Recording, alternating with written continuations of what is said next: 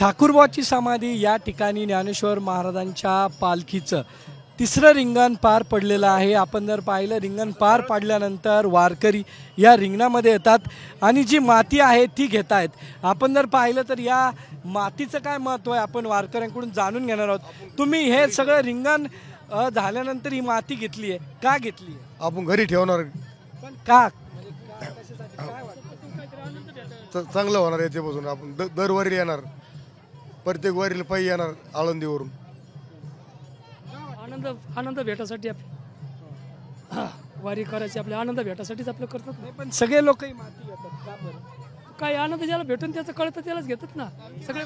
ही माती म्हणजे साक्षात माऊलींच्या पदस्पर्शाची आम्ही आमच्या शेतामध्ये नेऊन टाकतो आणि वर्षभर ही जी काळी आई आहे ती आम्हाला भरभरून देते आणि ही खऱ्या अर्थाने देण आहे माऊलींची।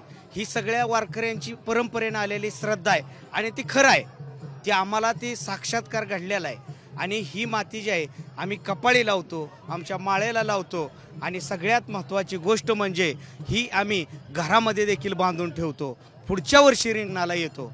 ही खऱ्या अर्थाने ही परंपरा आहे आणि वारकरी संप्रदायाची ताकद एवढी आहे की नामदेव रायाने सांगितलंय, अहंकाराचा वारा न लागो राजसा, माझे या विष्णुदासा भाविकासे, नामा म्हणेतही असावे कल्याण, ज्यामुखी निदान पांडुरंग। ही तर काय नको, फक्त पांडुरंगाचं नाव घ्यायचं, रिंगणाचा आनंद घ्यायचा।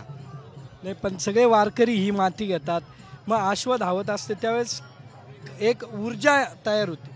एक ऊर्जा म्हणजे अश्व धावत असताना माऊली माऊलीचा गजर होतोय आणि गजर झाल्यानंतर मग खारका, कुणी खोबरं ही माऊलीच्या अश्वावरती टाकतं आणि पानफूल ह्या तर मानच आहे, पण ही माती जी आहे प्रत्येक वारकरी महाराष्ट्राच्या कानाकोपऱ्यातनं आलेला आहे आणि ही खऱ्या अर्थाने माऊलींचा जो अश्वाच्या जर आपण बघितलं तर जिथं माऊलीचा टाप दिसल त्या टापातलीच फक्त माऊलींची माती उचलली जाते आणि प्रत्येकजण आपल्या घरी घेऊन जातो।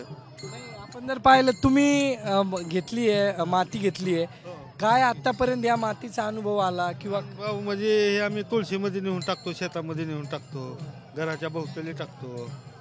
हा, तुळशीमध्ये घराभोवती घरामध्ये नंतर उत्पन्न जास्त मिळू शकतं, चांगल्या गोष्टी घडू शकतात, अध्यात्माकडे कल वाढतो आणि वर्षभर आपण जे काही रूढी परंपरा आहेत ह्या जोपासल्या पाहिजेत। वारकरी संप्रदाय हा अतिशय महत्त्वाचा आणि चांगला आहे आणि त्यामुळं वेगवेगळ्या माध्यमातून आपण तिथं जाऊन पोचतो आणि चांगल्या गोष्टी घडतात, सुरुवात चांगली होती। पवित्रता आहे माऊलीच्या मातीमध्ये आणि आम्ही तुळशीत देवाच्या ह्याच्यात हे करून टाकतो ना, परमभाग्य आहे। आतापर्यंत आधीच्या रिंगणाला घेतल्या होत्या का? हो, प्रत्येक आम्ही 1 नंबर दिंडीला चालतो ना माऊली सोबत दादांच्या। नाही, किती वर्षापासून येतो दिंडी? 9-10 वर्षापासून आहे। आपण माती आजच घेतली का याच्या आधी? याच्या अगोदर 5 वर्षाच्या अगोदर। काय अनुभव आला? अनुभव पवित्रता मातीची विभूतीवाणी। बरोबर। तुम्ही पण घेतली? नाही, मी नाही घेत। आपण जर पाहिलं तर या मातीचं काय महत्त्व हे आपण वारकऱ्यांकडून जाणून घेतलंय।